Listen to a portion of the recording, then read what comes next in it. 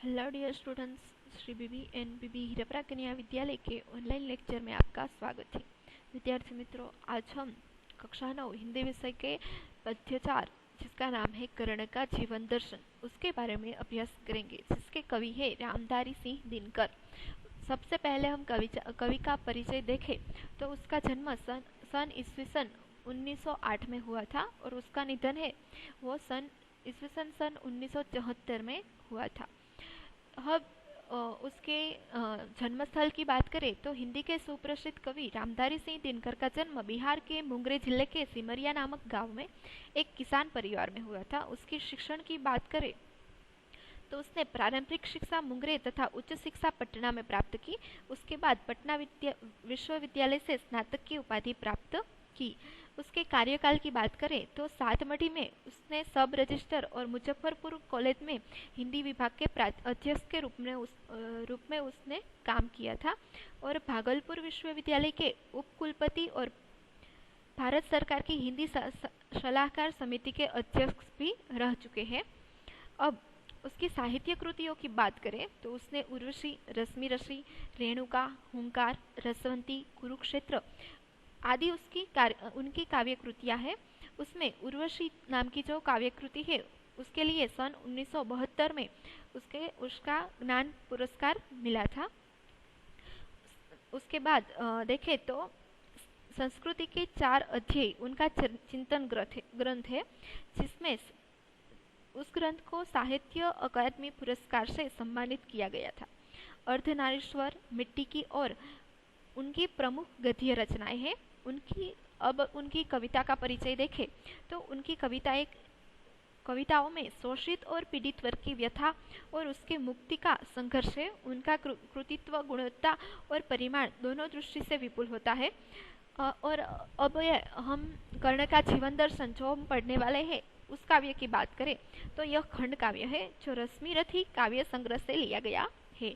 उसमें महारथी कर्ण, उसकी महानता और पुरुषार्थजन्य जीवन की चित्रण किया गया है। और जो कर्ण है वो पहले किस परिवार से यानी कि किस कुल में जन्म लेते हैं और बाद में उसको किस प्रकार से जो पुरुषार्थ संघर्ष करना पड़ता है उसका चिंतन भी है। और अंत में जो कर्ण है वो पांडव श्रेष्ठ के रूप में बाहर उभर आते हैं, उसका अच्छी तरह से हमें इस काव्य में परिचय मिलता है। यह जो काव्य है वो कर्ण के जीवन पर आधारित एक प्रसंग से लिया गया है। हमने कर्ण की कहानी सबने सुनी ही होगी। कर्ण वो जो कुंती माता है उसका पहला पुत्र था, पांडवों का सबसे बड़ा भाई था। लेकिन कुछ ऐसी घटना घटी कि कर्ण है वो एक सारथी के घर बड़ा हुआ, उसका उछेर सारथी के घर हुआ इसके लिए, और बाद में फिर भी उसकी जो गुण है वो कम नहीं थे। तो जब महाभारत का युद्ध होने वाला था तब सबको पता था कि कर्ण है वो बहुत महारथी है। इसके लिए श्री कृष्ण भगवान जी ने कर्ण को अपने पक्ष में लाने के लिए यानी कि पांडवों के पक्ष में लाने के लिए अनेक प्रकार की योजनाएं बनाई। फिर भी कर्ण किसी तरफ भी उसके पक्ष में आया नहीं। अंत में कृष्ण खुद कर्ण के पास जाकर उसको कितने सारे लालच देते हैं, राज्य की, धन संपत्ति की कितनी सारी लालच देते हैं। फिर भी जो कर्ण के जवाब है वो उसके तरफ आने के लिए राजी नहीं था। तो उसके अनुरूप यह एक काव्य है जिसके बारे में हम अभ्यास करेंगे कि जो कृष्ण है वो किस प्रकार से कर्ण को लालच देते हैं और उसके जवाब में कर्ण है वो क्या कहते हैं वो हम देखते हैं इस काव्य में। सबसे पहले जो कृष्ण भगवान है वो लालच देते हैं, पर उसका जो संवाद है इस काव्य में नहीं है, सिर्फ कर्ण की बात ही की जा रही है।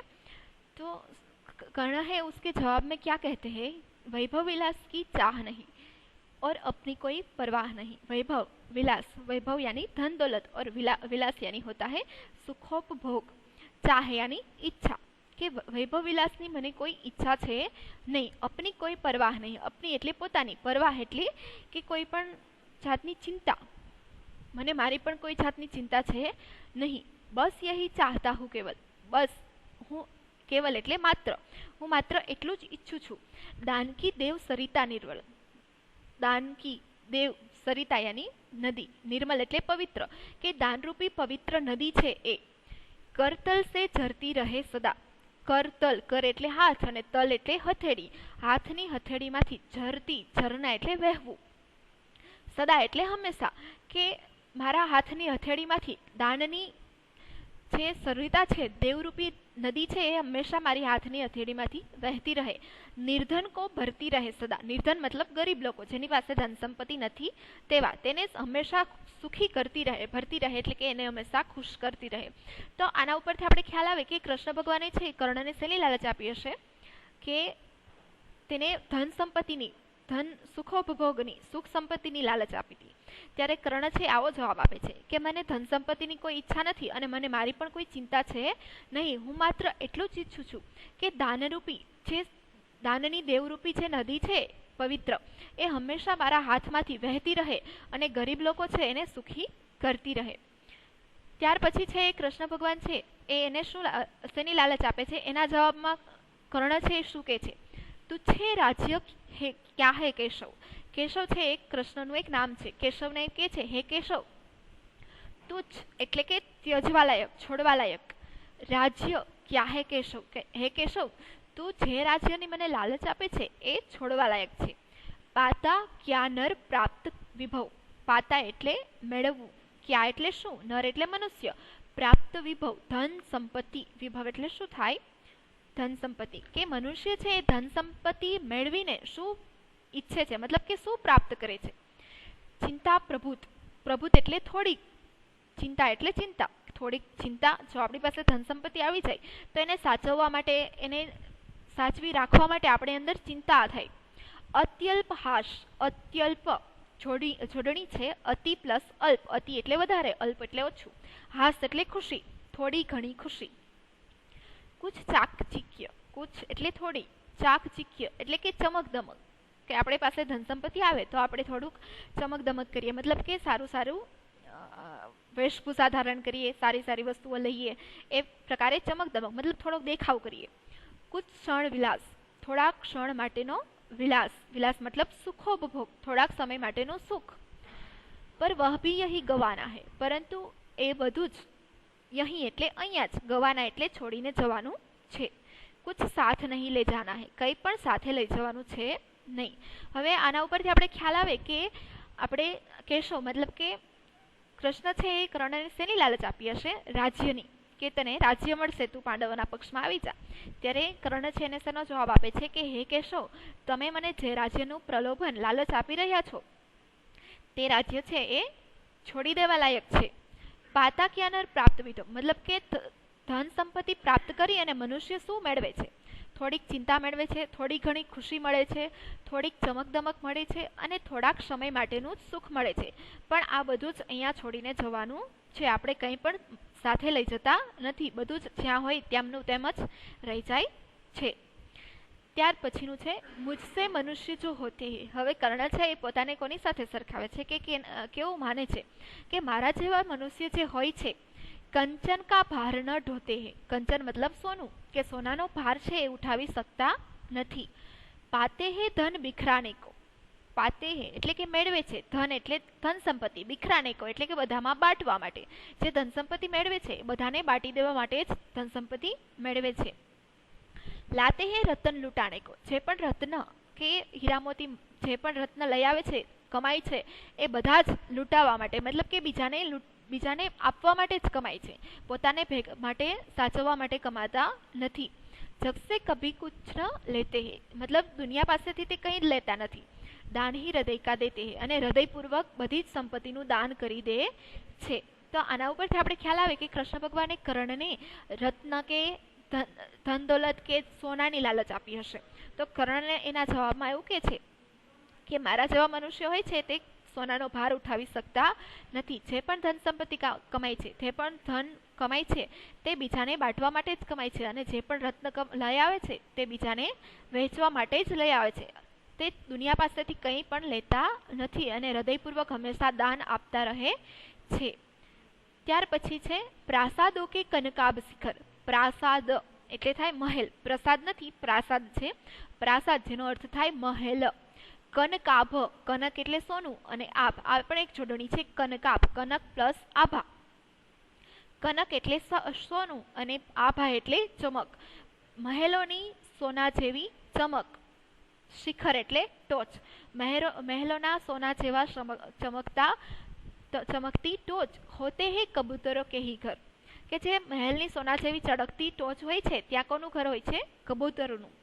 મહેલો મેં ગરુડ ન હોતા હે, મહેલમાં ક્યારેય ગરુડ પક્ષી રહેતા નથી. આપણે જોયું હશે કે ગરુડો છે હંમેશા ક્યાં રહે? એક મતલબ પહાડો હોય ઊંચા ઊંચા, તેની તિરાડો હોય, એમાં ગરુડ વસવાટ કરતું હોય. તે ક્યારેય માણસ વસવાટમાં અથવા તો સુંદર સુંદર મહેલોની છત ઉપર મકાન બનાવી શકે, પોતાનું રહેઠાણ બનાવી શકે નહીં. તો કહે છે કે મહેલો મેં ગરુડ ન હોતા હે, કંચન પર કભી ન સોતા હે. કંચન એટલે સોનું, કે મહેલમાં ક્યારેય ગરુડ પક્ષી રહેતું નથી અને સોના ઉપર ક્યારેય સૂતું નથી. બસતા વહ કહી પહાડો મેં, તે ક્યાંક પહાડોમાં વસવાટ કરે છે. કોણ? ગરુડ પક્ષી. શૈલો કી ફટી દરારો મેં, શૈલ એટલે પર્વત અને ફટી એટલે ફાટેલી, દરાર એટલે તિરાડોમાં. પર્વતની જે ફાટેલી તિરાડો હોય તેમાં તેનું ઘર હોય છે ગરુડનું. તો કર્ણ છે એ પોતાની જાતને કોની સાથે સરખાવે છે? ગરુડ સાથે. એમ કે છે કે હું કબૂતર નથી, ગરુડ છું, કે મને સોનાના મહેલની જરૂર નથી, પણ મને પહાડની જે સામાન્ય ટોચ જે તિરાડ હશે એમાં પણ હું ઘર બાંધીને રહી શકીશ. મતલબ આના ઉપરથી આપણે ખ્યાલ આવે કે કૃષ્ણ છે એ કર્ણને મહેલની લાલચ આપે છે, પ્રસાદ એટલે મહેલની. ત્યારે છે એ કર્ણ છે આવો જવાબ આપે છે કે મહેલના સોના જેવા ચળકતા શિખરો છે એમાં હંમેશા કબૂતરોનું જ ઘર હોય છે. મહેલમાં ક્યારેય ગરુડ પક્ષી રહેતું નથી અને સોનાની પથારી ઉપર ક્યારેય સૂતું નથી. તે ક્યાંક પહાડોમાં વસવાટ કરે છે અને પર્વતની ફાટેલી તિરાડોમાં રહે છે. ત્યાર પછી જોઈએ કે હોકર સમૃદ્ધિ સુખ કે આધીન. હોકર એટલે કે થઈને, સુખ સમૃદ્ધિ, આધીન એટલે વશમાં, કે સુખ સમૃદ્ધિના વશમાં થઈને મનુષ્ય હોતા નિત તપ ક્ષીણ, મનુષ્ય છે એ પોતાનું તેજ ખોઈ બેસે છે. સત્તા કિરીટ મણિમય આસન કરતે મનુષ્ય કા તેજ હરણ. સત્તા એટલે કે પદ, કિરીટ એટલે મુગટ, મણિમય આસન એટલે કે મણિ એટલે કે હીરા મોતી કે માણેક જડેલું આસન છે એ મનુષ્યનું તેજ હરી લે છે. નર વિભવ હેતુ લલચાતા હૈ. નર એટલે મનુષ્ય, વિભવ એટલે ધન સંપત્તિ. જે મનુષ્ય એ ધન સંપત્તિ માટે લલચાય છે, પર વહી મનુજ કો ખાતા હૈ, પરંતુ તે ધન સંપત્તિ જ, તે સત્તા જ, તે પદ જ એ મનુષ્ય છે એનો નાશ કરે છે. તો અહીંયા છે આપણે જોઈ શકાય કે કૃષ્ણ ભગવાન છે એ કર્ણને શેની લાલચ આપે છે? કે સત્તાની, પદની લાલચ આપે છે. મુગટની, કે તને મુગટ કે આસન ઉપર બિરાજવામાં આવશે, કે મોટો એવો રાજનો વહીવટ આપવામાં આવશે, એવી લાલચ આપે છે. ત્યારે કર્ણ છે એને આવો જવાબ આપે છે કે જે મનુષ્ય છે એ સુખ સમૃદ્ધિના વશમાં થઈ જાય છે, તે મનુષ્ય છે એ પોતાનું તેજ છે એ ખોઈ બેસે છે. સત્તા એટલે પદ, મુગટ અને મણિવાળું આસન છે એ મનુષ્યનું તેજ હરી લે છે. નર વિભવ હેતુ એટલે કે જે મનુષ્ય છે એ ધન સંપત્તિ માટે હંમેશા લલચાય છે, પરંતુ તે ધન સંપત્તિ સમય જતા તેનો નાશ કરે છે. ત્યાર પછી છે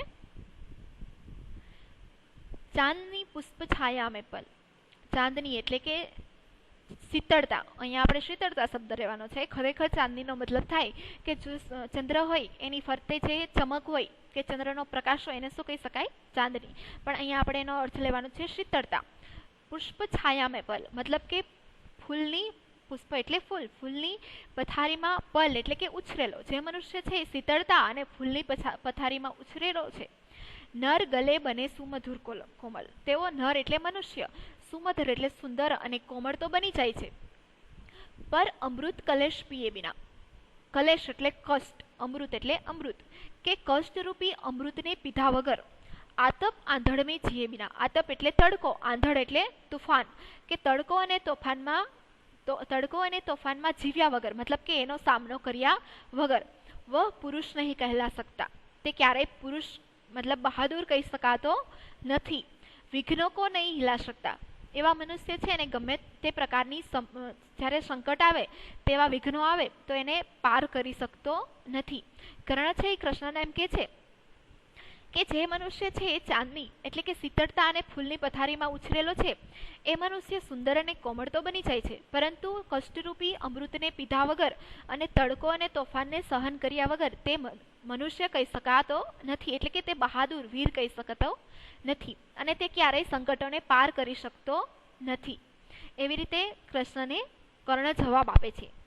ત્યાર પછીનું છે ઉડતે હે જો ઝંઝાવાતો મેં. ઝંઝાવાત મતલબ તોફાન. ઉડતે એટલે ઉડે છે, જે તોફાનોમાં ઉડનારું છે. પીતે જો વારી પ્રપાતો મેં. વારી એટલે પાણી, પ્રપાત એટલે ઝરણું, જે ઝરણાનું પાણી પીનારું છે. સારા આકાશ અયન જિસકા. અયન એટલે થાય ઘર, આખું આકાશ જેનું ઘર છે. વિસ્તર ભુજંગ ભોજન જિસકા. વિસ્તર એટલે ઝહેરીલો, ભુજંગ એટલે સાપ, ભોજન જિસકા કે ઝહેરીલો સાપ જેનું ભોજન છે. વહી ફણીબંધ છુડાતે હે. તે જ આપણે સાપના બંધનમાંથી મુક્તિ અપાવે. ધરતી કા હૃદય છુડાતે હે. અને ધરતીના હૃદયને શીતળતા અપાવે. કર્ણ છે એ પોતાની જાતને કોની સાથે સરખાવે છે કે ગરુડ સાથે સરખાવે છે. એમ કે છે કે જે તોફાનોમાં ઉડનારું છે અને જે ઝરણાનું પાણી પીવે છે, આખું આકાશ જેનું ઘર છે, એને કોઈ પણ પ્રકારનું બંધનની જરૂર છે નહીં, એકદમ સ્વતંત્ર છે ગરુડ પક્ષી. વિસ્તર એટલે ઝેરીલો સાપ છે જેનું ભોજન છે. તે જ આપણે કોઈ પણ પ્રકારના બંધનમાંથી, ઝેરીલા બંધનમાંથી કે કોઈ પણ પ્રકારના સંકટમાંથી મુક્તિ અપાવી શકે અને ધરતીના હૃદયને શાંતિ અપાવી શકે. ત્યાર પછી છે એ કહે છે કે મેં ગરુડ કૃષ્ણ મેં પક્ષીરાજ. કર્ણ છે એ પોતાની જાતને ગરુડ સાથે સરખાવે છે અને કૃષ્ણને એમ કહે છે કે હે કૃષ્ણ, હું કોણ છું? ગરુડ છું, હું પક્ષીઓનો રાજા ગરુડ છું. સિર પર ન ચાહીએ મુજે તાજ. મને કોઈ મસ્તક ઉપર તાજની જરૂર છે નહીં. મતલબ કે તાજ એટલે મુગટ, કે મને કોઈ પદ કે મુગટની જરૂર નથી, કે હું પક્ષીઓનો રાજા છું મારી બહાદુરીને કારણે. મને કોઈ લાલચ કે કોઈ પણ પ્રકારના તાજની જરૂર છે નહીં. દુર્યોધન પર હે વિપદ ઘોર. અત્યારે દુર્યોધન છે એના ઉપર ખૂબ જ ઘોર એટલે ખૂબ જ, વિપદ એટલે મુશ્કેલી, ખૂબ બધી મુશ્કેલીમાં છે. સત્તા ન કિસી વિષ ઉસે છોડ. કોઈ પણ પ્રકારનું વિષ છે, કોઈ પણ પ્રકારનું ઝેર છે એને છોડાવી શકે એમ છે નહીં. રણખેત પટના હે મુજકો. એમ કે છે કે મને રણના મેદાનમાં ઉતરવું છે. કોના માટે? દુર્યોધન માટે. કારણ કે દુર્યોધન છે એનો સારો એવો મિત્ર હતો. તો મને રણના મેદાનમાં ઉતરવું છે. અહીં પાશ કાઢના હે મુજકો. અને મારે દુર્યોધનને, અહીં એટલે સાપ થાય, પાસ એટલે પાશામાંથી, કે સાપના બંધનમાંથી એને મુક્તિ અપાવી છે. મતલબ કે રણના મેદાનમાં ઉતરી અને એને મુક્ત કરાવવો છે અમારે. તો એવી રીતે કૃષ્ણને એમ કહે છે કે હું ગરુડનો મતલબ પક્ષીઓનો રાજા ગરુડ છું, મને મસ્તક ઉપર કોઈ તાજની જરૂર નથી.